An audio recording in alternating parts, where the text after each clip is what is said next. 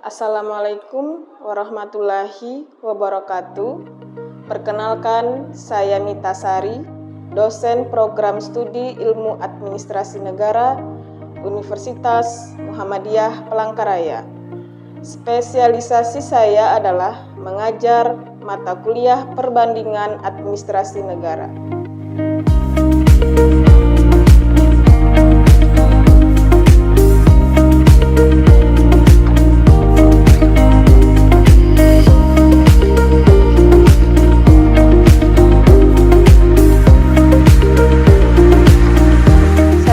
Menjelaskan tentang teknik pengajaran saya dengan menggunakan metode DIA, Delivery, Interaction, dan Assessment pada salah satu mata kuliah yang saya ampu, yaitu perbandingan administrasi negara dengan bobot 3 SKS. Sebelum saya menjelaskan lebih lanjut mengenai teknik pengajaran saya, terlebih dahulu saya akan menjelaskan tentang deskripsi mata kuliah, kemampuan yang diharapkan, materi pembelajaran, dan mode pembelajaran perbandingan administrasi negara. Perbandingan administrasi negara tersusun dari 3 konsep yang sangat bermakna, yaitu perbandingan, administrasi, dan negara. Perbandingan administrasi negara adalah ilmu pengetahuan yang mengkaji sistem pelayanan negara dan penyelenggaraan negara dengan pendekatan perbandingan. Perbandingan ini bertujuan membandingkan pola-pola administrasi dari berbagai sudut pandang, antara lain membandingkan administrasi penyelenggaraan negara sebelum dan sesudah kemerdekaan, perbandingan administrasi tradisional dan modern, perbandingan administrasi negara monarki dan republik, dan sebagainya. Mata kuliah ini akan membahas tentang konsep teoritis perbandingan administrasi negara, sebab munculnya studi perbandingan administrasi negara didorong oleh kebutuhan untuk mengembangkan ilmu perbandingan administrasi negara, yaitu kebutuhan praktis serta kebutuhan teoritis. Studi ini juga terus dikembangkan oleh para ahli serta para ilmuwan administrasi negara agar kedua kebutuhan tersebut dapat terpenuhi. Dengan mengikuti mata kuliah perbandingan administrasi negara ini, mahasiswa diharapkan mampu memahami beberapa hal berikut. 1. Mampu memahami definisi administrasi publik dan studi administrasi publik. 2. Mampu memahami pengantar perbandingan administrasi publik. 3. Mampu memahami dasar-dasar perbandingan administrasi negara. 4. Mampu memahami dan menguasai pendekatan perbandingan administrasi negara. 5. Mampu dan menguasai hubungan administrasi negara dengan perbandingan administrasi negara. 6. Mampu memahami dan menguasai studi dan analisis perbandingan administrasi negara. 7. Mampu memahami dan menguasai birokrasi perbandingan administrasi negara. 8. Mampu memahami dan menguasai faktor-faktor ekologis dalam perbandingan administrasi negara. 9. Mampu memahami dan menguasai perbandingan regional negara-negara anggota ASEAN. 10. Mampu memahami dan menguasai perbandingan sistem administrasi dan pemerintahan negara-negara di dunia. 11. Mampu dan menguasai model-model kebijakan untuk perbandingan administrasi publik. 12. Mampu memahami dan menguasai model reformasi pelayanan publik. 13. Mampu memahami dan menguasai perbandingan kualitas e-government. 14. Mampu memahami dan menguasai struktur peraturan daerah era reformasi. Untuk bisa mencapai kemampuan tersebut, mahasiswa akan diberikan topik-topik yang akan dibahas selama 14 kali pertemuan dengan menggunakan media online. Berikut adalah topik-topik yang akan saya bahas. 1. Definisi administrasi publik dan studi administrasi publik. 2. Pengantar perbandingan administrasi publik. 3. Dasar-dasar perbandingan administrasi negara. 4. Pendekatan perbandingan administrasi negara. 5. Hubungan administrasi negara dengan perbandingan administrasi negara. 6. Studi dan analisis perbandingan administrasi negara. 7. Birokrasi perbandingan administrasi negara. 8. Faktor-faktor ekologis dalam perbandingan administrasi negara. 9. Perbandingan regional negara-negara anggota ASEAN. 10. Perbandingan sistem administrasi dan pemerintahan negara-negara di dunia. 11. Model kebijakan untuk perbandingan administrasi publik. 12. Model reformasi pelayanan publik.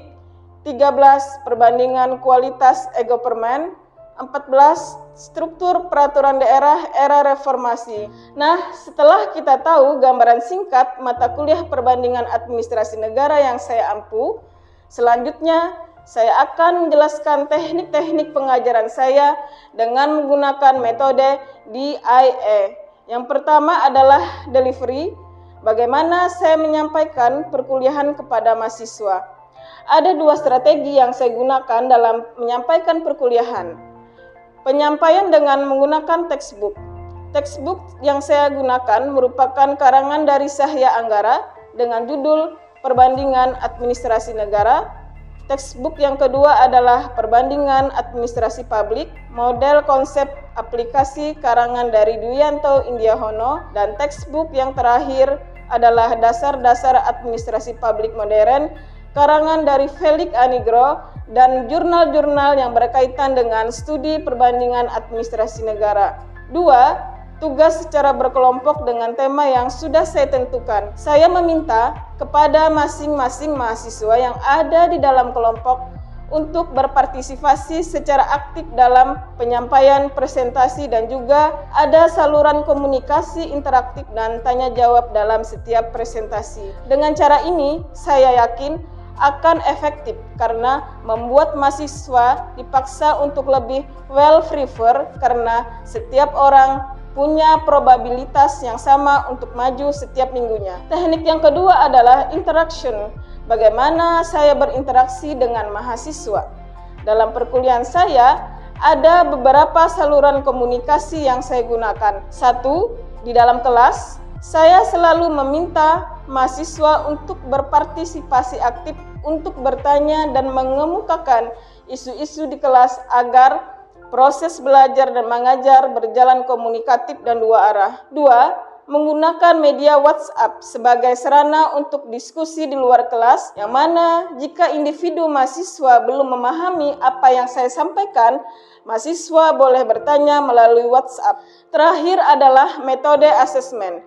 Bagaimana saya menilai mahasiswa? Pada pertemuan pertama perkuliahan, saya selalu menjelaskan kontrak perkuliahan yang kita sepakati bersama antara pengajar dan juga mahasiswa. Di dalam kontrak perkuliahan tersebut, memuat cara saya menilai dan bobot penilaian saya terhadap mahasiswa. Sehingga mahasiswa dipastikan tahu lebih awal dan diharapkan bisa membuat strategi agar perkuliahan mereka bisa berjalan lancar dan mendapatkan nilai yang memuaskan. Berikut adalah contoh skema penilaian saya kepada mahasiswa. Selanjutnya, saya akan memberikan cuplikan pengajaran saya pada mata kuliah perbandingan administrasi negara secara online menggunakan Zoom Cloud Meeting. Boleh izin lagi Bu, di semester 5 kemarin tuh udah pernah Bu untuk pelatihan proposal itu. Sampai di sini apakah ada yang punya pendapat lain? Mungkin jawab mungkin juga seperti sistem pengelolaan organisasi masyarakat yang mencakup bahasan mengenai legislatif. Birokrasi dalam ilmu administrasi publik dipelopori oleh Max Weber gitu ya. Bahwasanya Max Weber ini adalah bapak sosiologi modern ya. Izin bertanya boleh Bu? Ya silahkan. Sebelumnya tadi kan dikatakan mengenai penyakit sosial brucellosis atau bionomia. Terus cara penyelesaiannya ialah dengan debirokratisasi. Debirokratisasi itu Bu, apa dijalankan oleh para pelayan birokrasi atau dari pimpinannya Bu untuk mengarahkan berbagai solusi dari penyakit bionomia sebelumnya tuh Bu? Pendekatan filosofis ini maksudnya adalah bagaimana membandingkan ilmu administrasi negara itu berdasarkan paham ideologi, berdasarkan dengan ideologi yang dimiliki oleh negaranya dalam mengembangkan sistem administrasi yang ada di negaranya masing-masing, berdasarkan dengan paham ideologinya. Contohnya apa? Contohnya Indonesia. Paham ideologinya kira-kira apa? Pancasila, oke.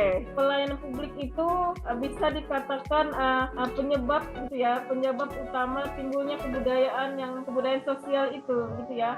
Penyebab utama timbulnya kebudayaan sosial. Contohnya apa? Ini hanya contoh ya kawan-kawan, korupsi gitu ya. Korupsi itu dianggap menjadi kebudayaan. Korupsi dianggap menjadi kebudayaan karena apa? Karenanya seluruh gitu ya, bisa dikatakan seluruh sektor pelayanan publik itu menerapkan sistem profit gitu ya, menerapkan keuntungan dalam melayani masyarakat. Ini contoh ya.